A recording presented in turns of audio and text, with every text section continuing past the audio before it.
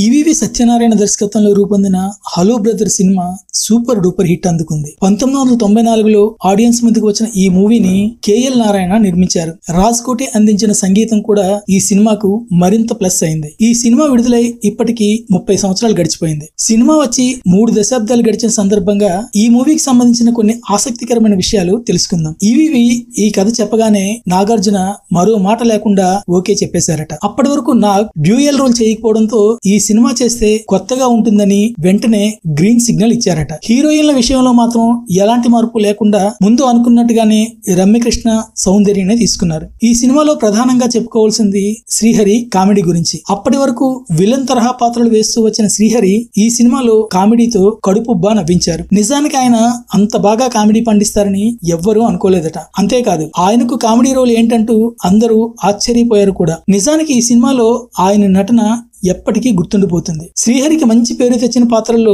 ఇది కూడా ఒకటి. ఈ విషయాన్ని ఆయనే స్వయంగా పలుమార్లు చెప్పుకొచ్చారు. ఈ మూవీలో నాగార్జున దేవా, రవివర్మగా డ్యూయల్ రోల్ చేశారు. వాటిలో ఒకటి క్లాస్ పాత్ర అయితే మరోటి పక్కా మాస్ రోల్.